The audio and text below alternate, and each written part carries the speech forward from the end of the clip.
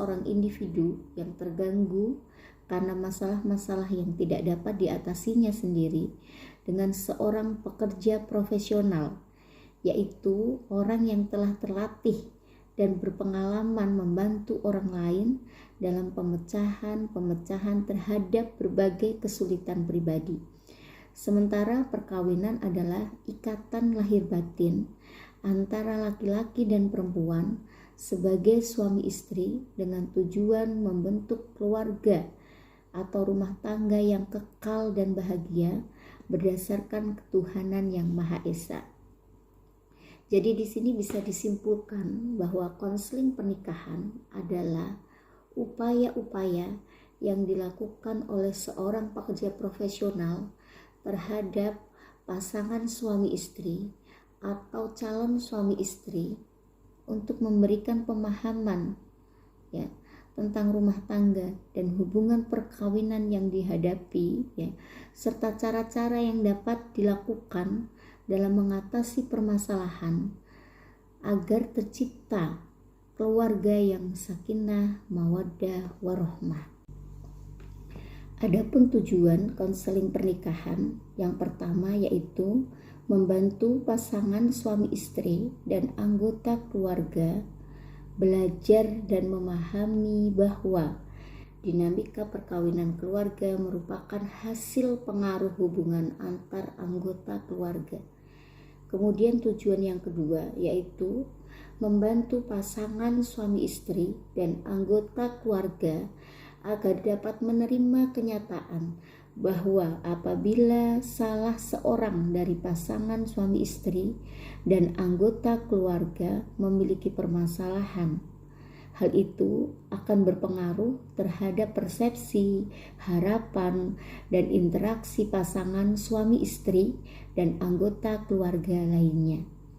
Kemudian tujuan yang ketiga adalah memperjuangkan dalam konseling sehingga setiap pasangan suami istri dan anggota keluarga dapat tumbuh dan berkembang guna mencapai keseimbangan dan keselarasan. Tujuan yang keempat yaitu mengembangkan rasa penghargaan dari pasangan suami istri dan seluruh anggota keluarga terhadap anggota keluarga yang lain. Adapun fungsi dari konseling perkawinan yang pertama yaitu fungsi remedial. Yang dimaksud dengan fungsi remedial di sini yaitu upaya untuk mengembalikan kesehatan mental atau gangguan emosional seseorang akibat adanya permasalahan-permasalahan di dalam keluarga. Jadi jelas ya bahwa fungsi dari remedial di sini bagaimana bisa mengembalikan kondisi seseorang ya supaya bisa kembali sehat secara mental atau kembali sehat secara psikologis akibat adanya permasalahan-permasalahan yang terjadi di dalam keluarga. Kemudian fungsi yang kedua yaitu fungsi preventif atau pencegahan. Jadi fungsi di sini dilakukan sebagai upaya ya agar permasalahan-permasalahan tidak terjadi di dalam perkawinan yang akan dilakukan nanti. Nah, ini misalnya seperti ya pencarian jodoh, bagaimana upaya meningkatkan keluarga yang sakinah, mawaddah, warahmah, kemudian bagaimana caranya berpacaran yang sehat dan sebagainya. Kemudian fungsi yang ketiga yaitu fungsi edukatif. Fungsi edukatif di sini adalah keterampilan-keterampilan yang diberikan kepada pasangan suami istri untuk bisa memecahkan permasalahan-permasalahan yang terjadi di dalam perkawinan. Langkah-langkah dalam konseling perkawinan. Yang pertama yaitu dengan identifikasi masalah. Apa sih sebenarnya masalah yang terjadi di dalam hubungan suami istri ini? Ya. Identifikasi masalah bisa dilakukan dengan cara interview atau wawancara langsung antara suami istri atau seseorang yang ada kaitannya terhadap permasalahan yang dihadapi oleh suami istri tersebut. Kemudian yang kedua yaitu dengan cara observasi. mengamati perilaku yang sedang terjadi antara suami istri atau seseorang yang ada kaitannya terhadap permasalahan yang sedang dihadapi oleh pasangan suami istri. Langkah yang kedua yaitu diagnosa. Diagnosa di sini diartikan menentukan permasalahan sebenarnya yang terjadi antara suami istri tersebut. Misal ya, ketika sudah digali sebuah permasalahan-permasalahan itu, ternyata permasalahan yang terjadi hanya adanya miskomunikasi antara suami istri. Nah, ini adalah salah satu diagnosa ya. Kemudian yang ketiga yaitu langkah previous. Previous itu menentukan ya langkah-langkah apa yang akan dilakukan untuk mengatasi masalah-masalah yang dihadapi oleh pasangan suami istri tersebut. Dan yang keempat, langkah yang keempat yaitu terapi. Terapi itu yaitu teknik-teknik apa yang digunakan ya dalam mengatasi permasalahan-permasalahan yang dihadapi oleh pasangan suami istri tersebut. Dan yang kelima yaitu evaluasi. Nah, setelah kita memberikan terapi atau teknik-teknik dalam menyelesaikan permasalahan-permasalahan itu, kemudian kita mengevaluasi seberapa besar keberhasilan ya pasangan suami istri ini menyelesaikan permasalahan-permasalahan yang sedang dihadapinya itu. Teknik-teknik dalam konseling yang pertama yaitu sculpting. Sculpting ini artinya mematung.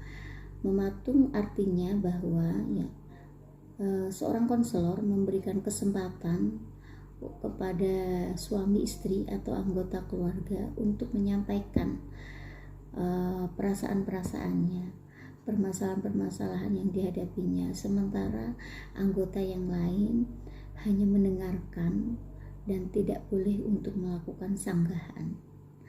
Teknik yang kedua yaitu role playing.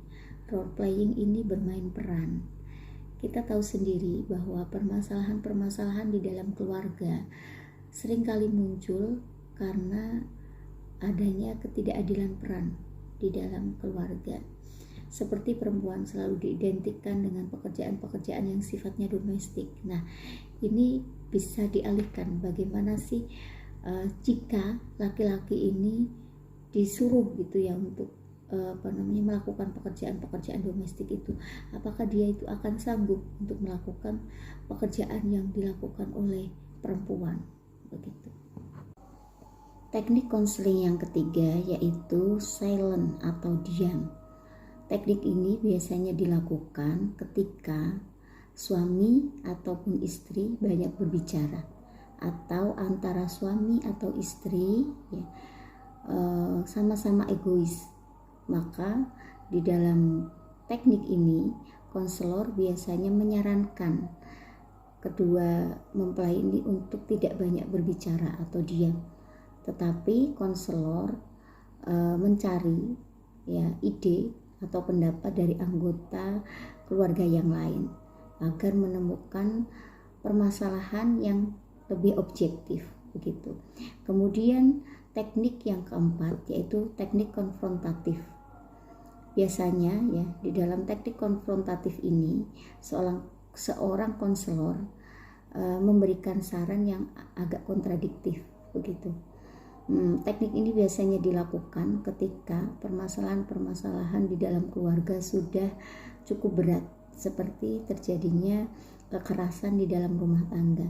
Maka untuk menyelesaikan permasalahan-permasalahan itu perlu ditempuh dengan cara yang konfrontatif begitu, seperti melapor kepada polisi atau kepada pihak yang berwajib terhadap perilaku-perilaku yang sudah dilakukan oleh suami kepada istrinya, misal seperti itu.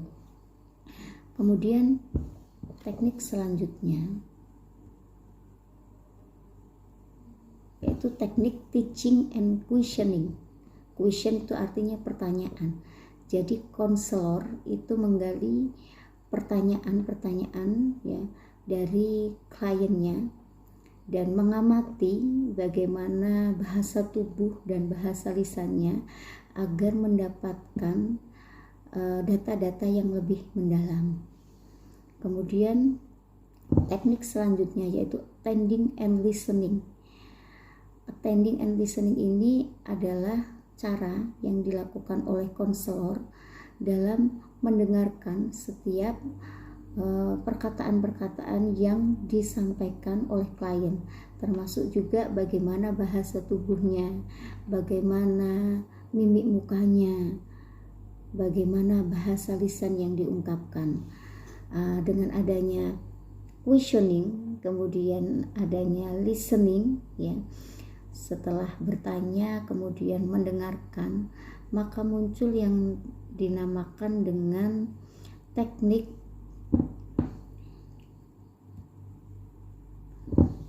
refleksi feeling. Refleksi feeling ini bagaimana konselor itu ya mampu merefleksikan perasaan yang dirasakan oleh seorang klien tersebut.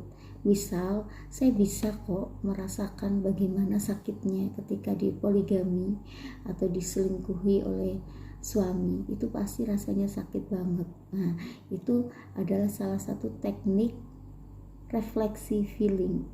Ikut merasakan apa yang dirasakan oleh klien. Kemudian teknik yang selanjutnya yaitu eksplorasi. Eksplorasi itu menggali ya perasaan, pengalaman dan pikiran klien. Karena kebanyakan ya atau mungkin sebagian dari klien itu ada yang ingin menutupi ya permasalahan-permasalahan yang terjadi. Maka tujuan dari konseling ya itu adalah bagaimana ia mampu menggali persoalan-persoalan atau perasaan-perasaan yang dirasakan oleh seorang klien. Kemudian teknik yang selanjutnya itu summarizing. Summarizing itu artinya menyimpulkan ya. Setelah mengumpulkan banyak data, akhirnya seorang konselor itu mampu menyimpulkan ya apa sebenarnya permasalahan yang terjadi di dalam perkawinan tersebut. Kemudian yang selanjutnya yaitu clarification, menjernihkan, yaitu menjernihkan atau memperjelas pembicaraan. Menjernihkan adalah suatu keterampilan untuk memperjelas kata-kata yang samar dan agak meragukan. Tujuannya untuk mengundang klien menyatakan pesannya dengan jelas, ungkapan kata-kata dengan jelas dan dengan alasan-alasan yang logis agar klien menjelaskan, mengulang dan mengilustrasikan perasaannya.